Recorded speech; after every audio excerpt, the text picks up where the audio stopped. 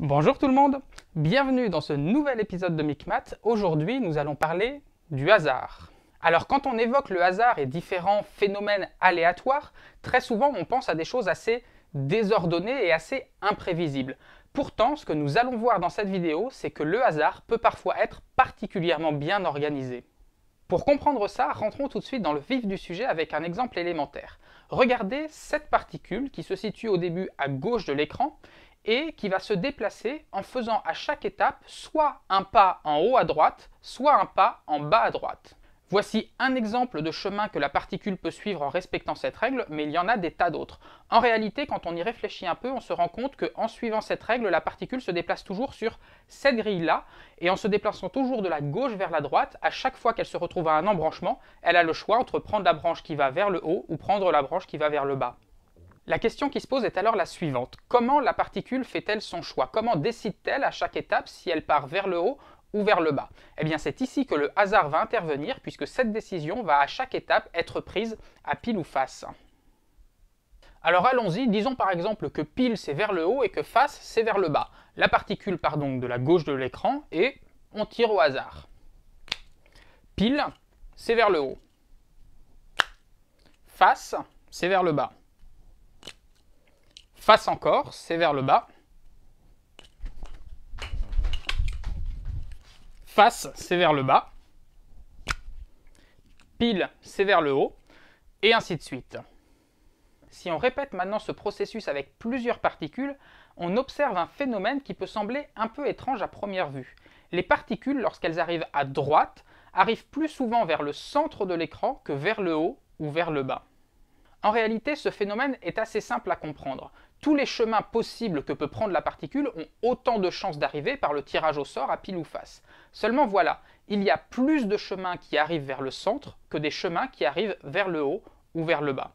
Si par exemple on veut qu'après 6 étapes, la particule arrive sur le point qui est tout en haut de l'écran, eh bien il est obligatoire que le tirage au sort donne pile, pile, pile, pile, pile, pile. Il ne peut pas y avoir un seul face. De la même manière, si on veut qu'elle arrive tout en bas, on est obligé de faire face, face, face, face, face, face. En revanche, si on veut que la particule arrive sur le point du milieu, eh bien, il y a plusieurs possibilités. Il faut qu'il y ait 3 piles et 3 faces, mais dans l'ordre qu'on veut. On peut faire pile, pile, pile, face, face, face, mais on peut aussi faire face, pile, face, pile, face, pile. On peut aussi faire pile, pile, face, face, face, pile. En réalité, si on fait du dénombrement, on se rend compte qu'il y a 20 chemins possibles pour arriver au point du milieu.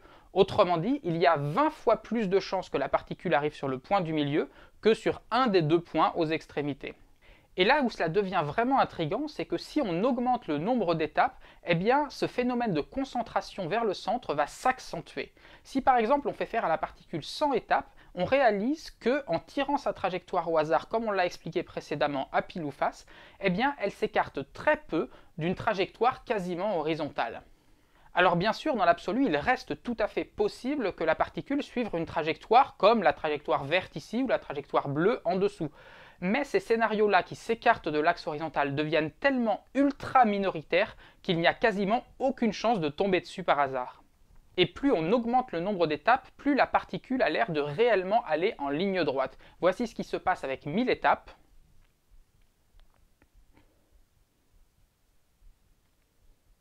Et voici maintenant ce qui se passe avec 1 million d'étapes.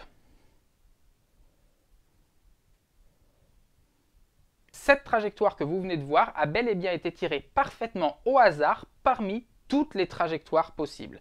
Seulement, les oscillations de cette trajectoire autour de la moyenne sont si petites qu'on a réellement l'impression qu'elle va en ligne droite. Et encore une fois, dans l'absolu, il aurait été possible de voir cette trajectoire-là apparaître. Mais avec 1 million d'étapes, c'est tellement peu probable qu'on peut vraiment considérer que c'est quasiment impossible. Une autre façon de visualiser ça, c'est de regarder en superposition toutes les trajectoires possibles de la particule.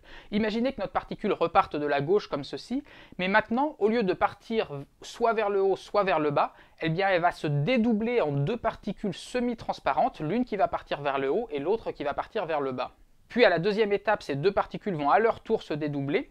Et vous voyez sur le résultat ici que la particule qui est au centre apparaît moins transparente que les deux qui sont en haut et en bas, tout simplement parce que la particule a plus de chances de se trouver là, puisque se sont rassemblés ici les deux chemins haut bas et bas haut, pile face et face pile. Autrement dit, avec cette façon de voir les choses, Plus une particule est rouge, plus sa couleur est intense, plus la probabilité de présence de la particule à cet endroit-là est forte, et plus la particule est transparente, au contraire, plus la probabilité de présence est faible. Voici donc ce à quoi on arrive après 6 étapes, et si maintenant on réapplique ce même principe en faisant sur par exemple 20 étapes,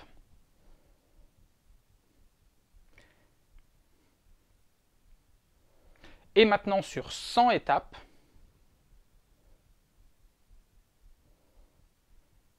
et puis sur 1000 étapes,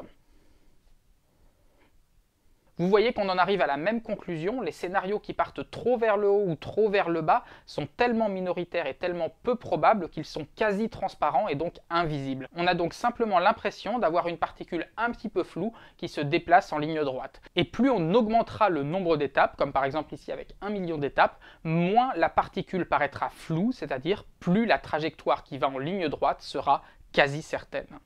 Si jamais vous voulez tester tout ça par vous-même et vous amuser avec ces trajectoires aléatoires, je vous mets dans la description de la vidéo un lien vers un petit programme qui vous permettra de changer les paramètres, de choisir le nombre d'étapes et de tester vous-même tous ces exemples que je viens de vous montrer. D'ailleurs, je vous mets aussi dans la description un lien qui vous permettra de tester le deuxième exemple dont je vais vous parler maintenant et qui, à mon sens, est encore plus fascinant que le premier. Imaginez une grille ayant cette forme-là, composée de différentes cases carrées, coloriées alternativement en blanc et en noir. Cette grille-là est composée de 24 cases et on va la recouvrir entièrement avec 12 dominos qui occupent chacun 2 cases, par exemple comme ceci. Et pour mieux visualiser le phénomène qui va apparaître sur ces recouvrements de dominos, on va colorier les dominos en 4 couleurs différentes selon leur position. Chaque domino placé sur la grille peut être soit en position verticale, soit en position horizontale. Si jamais il est en position horizontale, il peut y avoir la case blanche à gauche et la case noire à droite, ou le contraire. Et s'il est vertical, il peut y avoir la case noire en haut et la case blanche en bas, ou le contraire. Alors on choisit un code couleur, par exemple on peut choisir qu'on colorie en jaune ceux qui sont verticaux avec la case noire en haut, en rouge ceux qui sont verticaux avec la case blanche en haut, en bleu ceux qui sont horizontaux avec la case noire à gauche, et puis en vert ceux qui sont horizontaux avec la case noire à droite. Maintenant que vous avez compris ça, c'est le moment de faire intervenir le hasard. De la même manière que tout à l'heure on tirait une trajectoire au hasard parmi toutes les trajectoires possibles de la particule, eh bien là nous allons tirer un recouvrement de dominos au hasard parmi tous les recouvrements possibles de ce damier par les dominos. Donc vous imaginez, vous prenez votre grille et puis vous faites la liste de tous les recouvrements possibles que l'on peut faire avec des dominos, et puis tous ces recouvrements, vous les dessinez sur un bout de papier, vous mettez tout ça dans un grand sac, et puis vous en tirez un au hasard et vous regardez ce que ça donne. Si vous faites ça sur une grille de cette taille, vous n'allez pas forcément encore voir beaucoup de choses, mais il y a déjà quelques phénomènes qui apparaissent. Si vous regardez par exemple cette case-là, eh bien a priori elle peut être occupée soit par un domino vertical qui sera jaune, soit par un domino horizontal qui sera bleu. Eh bien en faisant vos tirages au sort au hasard, vous allez vous rendre compte que la plupart du temps, elle sera occupée par un domino jaune et que le bleu arrivera moins souvent. Pourquoi ça? C'est pas si difficile à comprendre, parce que imaginez que vous mettiez un domino bleu à cet endroit-là. Eh bien regardez maintenant cette case-ci. Eh bien cette case-ci, il n'y a pas le choix. On est obligé ici de mettre un domino horizontal comme ceci. Et puis regardez maintenant la case encore au-dessus. Eh bien là encore une fois, il n'y a pas le choix. Vous êtes obligé de mettre un nouveau domino bleu. Donc autrement dit, si vous mettez un domino bleu ici au départ, eh bien vous êtes forcé de mettre 2 autres dominos bleus. D'une certaine manière, il y a moins de choix possibles. Vous avez certains positionnements qui sont forcés à partir de ce choix. Si au contraire vous choisissez de mettre un jaune là, eh bien ça ne vous force rien, donc vous aurez plus de configurations possibles. Par conséquent, dans votre sac où vous aurez mis toutes les configurations possibles, tous les recouvrements possibles par des dominos, il y en aura naturellement plus qui auront ici un domino jaune qu'un domino bleu. Jusqu'ici ça va, maintenant imaginez que l'on fasse la même chose avec une grille plus grande, comme celle-ci. Comme pour la petite grille, vous allez tout simplement tirer au hasard un des recouvrements possibles de cette grille par des dominos, et vous allez colorier les dominos en 4 couleurs avec exactement le même code que précédemment. Alors allons-y, tirons un recouvrement au hasard, on obtient ceci. Ça paraît étonnant, non? Cette configuration n'a pas du tout l'air d'avoir été tirée au hasard. Au contraire, on a l'impression que les 4 coins sont bien ordonnés, chacun des 4 coins est d'une seule couleur. Et puis au milieu, on a une zone un peu floue qui a une forme de cercle dans lequel les couleurs se mélangent davantage. Alors on peut se dire qu'on a eu un gros coup de chance et que parmi tous les recouvrements possibles, on est tombé sur une configuration très particulière, mais que la plupart des configurations qui sont dans le sac ne ressemblent pas à ça. Alors allons-y, tirons-en une deuxième au hasard. On a encore le même phénomène. Et une troisième. une quatrième, une cinquième. Ce phénomène a l'air de se produire quasiment à tous les coups. Alors évidemment, il ne se produit pas absolument à tous les coups, parce que dans mon sac, j'ai toutes les configurations de recouvrement possibles. Donc il aurait été totalement possible de tomber par exemple sur cette configuration-là, ou sur cette configuration-là, qui n'ont rien à voir. Seulement voilà, il se produit exactement le même phénomène que tout à l'heure avec notre particule qui allait en ligne droite apparemment, alors qu'elle aurait pu choisir un chemin complètement différent. C'est que les configurations, les recouvrements par des dominos qui ont cette structure-là, avec les 4 coins de 4 couleurs différentes et puis un cercle mélangé au milieu, eh bien, sont ultra majoritaires par rapport aux autres configurations. Cette configuration-là apparaît d'une certaine manière spontanément et quand on en tire une au hasard, on est quasiment sûr de tomber là-dessus.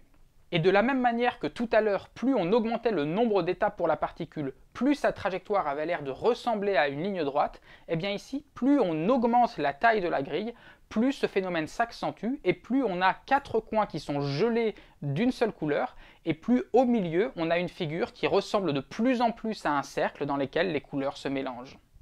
Et avec une grille suffisamment grande, les recouvrements qui ne respectent pas cette structure sont tellement minoritaires qu'il n'y a vraiment quasiment aucune chance de tomber dessus. Bref, vous voyez que le hasard le plus total peut parfois faire naître des formes parfaitement déterminées. Que ce soit la trajectoire en ligne droite dans ce premier exemple, ou que ce soit le cercle dans ce deuxième exemple, pourvu qu'on le regarde de suffisamment loin, le hasard fait émerger des formes inéluctables. Bien, tout ça c'est très joli, mais vous pourriez me dire... Ces 2 petits exemples que je vous ai montrés, ils sont purement mathématiques, mais ils n'ont rien de très concret. Eh bien, détrompez-vous, car ces grandes lois qui se dégagent du hasard, elles sont absolument partout, et on les trouve un peu partout autour de nous, dans le monde réel, et dans les grandes lois de la physique. Prenons un exemple très simple. Tout le monde sait que le Soleil brille. Ça signifie que, à chaque instant, le Soleil, qui est une étoile, envoie dans toutes les directions de l'espace un nombre faramineux de rayons lumineux. Eh bien, si on y réfléchit, chacun de ces rayons pris individuellement est envoyé dans l'espace dans une direction qui est parfaitement aléatoire. Si on va à la surface du Soleil et qu'on observe l'apparition d'un rayon lumineux, eh bien ce rayon, il peut partir à la verticale par rapport à la surface du Soleil, il peut aussi partir en biais, il peut partir aussi dans la direction du Soleil, auquel cas il est immédiatement réabsorbé. Bref, il peut partir dans n'importe quelle direction et c'est parfaitement aléatoire. Et puisque chacun des rayons part dans une direction aléatoire, on pourrait se dire qu'il est parfaitement possible que pendant, disons une période de 10 secondes, aucun de ces rayons ne parte en direction de la Terre. Si jamais cela se produisait, que se passerait-il? Eh bien, de notre point de vue, on verrait le Soleil qui disparaît dans le ciel pendant une dizaine de secondes. Mais il y a plus grave, parce qu'on pourrait aussi imaginer dans l'autre sens que pendant quelques secondes, tous les rayons lumineux qui partent du Soleil, par hasard, soient dirigés, braqués en direction de la Terre. Auquel cas, on serait tous grillés. Ces 2 scénarios-là ont tous deux une petite probabilité de se produire à chaque instant. Seulement cette probabilité est si faible qu'en réalité, je vous rassure, on ne craint rien. Et si nous n'avons rien à craindre, eh bien c'est précisément grâce à ces grandes lois de probabilité. Parmi toutes les façons que le Soleil a d'envoyer ses rayons lumineux dans l'espace, eh bien celles dans lesquelles les rayons sont répartis de manière à peu près homogène dans toutes les directions sont ultra majoritaires. Autrement dit, à chaque instant, il est quasiment certain que le Soleil brille avec la même luminosité dans toutes les directions. En bref, dire que le Soleil envoie ses rayons lumineux de manière équitable dans toutes les directions de l'espace n'est qu'une quasi-certitude en probabilité, mais ce n'est pas une certitude absolue. En fait, c'est aussi vrai que de dire que cette particule va en ligne droite. Et ce genre de phénomène probabiliste se trouve quasiment partout dans tous les phénomènes physiques qui nous entourent. On a par exemple en sciences physiques des équations comme celle-ci qui s'appelle l'équation de la chaleur qui dit comment la chaleur évolue dans un système, par exemple si on met un objet chaud au contact d'un objet froid. On a d'autres équations qui déterminent l'écoulement d'un fluide. Et toutes ces équations-là que l'on peut trouver un peu partout, eh bien, elles ne sont pas vraies dans l'absolu, mais elles ne sont vraies que d'un point de vue probabiliste. Pour l'écoulement d'un fluide, par exemple, si vous regardez une fontaine avec des jets d'eau, vous pouvez avoir l'impression que ces jets d'eau ont toujours la même forme. Pourtant, si vous regardez d'un point de vue microscopique, ce ne sont jamais exactement les mêmes molécules qui suivent exactement les mêmes trajectoires. Si la forme globale du jet d'eau reste toujours la même, ce n'est que d'un point de vue probabiliste, mais il est toujours possible, avec une très faible probabilité, qu'un jour ce jet d'eau ait une forme différente. En bref, dire que ces équations de la physique décrivent le fonctionnement du monde est aussi vrai que de dire qu'il y a un cercle dans cette figure. C'est vrai avec une très forte probabilité, mais il ne faut pas oublier qu'il y a toujours du hasard qui est à l'œuvre derrière tout ça. Voilà, cette vidéo est maintenant terminée, j'espère qu'elle vous a plu et qu'elle vous aura permis de jeter un regard un peu nouveau sur le monde qui vous entoure. On se retrouve très bientôt pour de nouvelles aventures mathématiques. Ciao!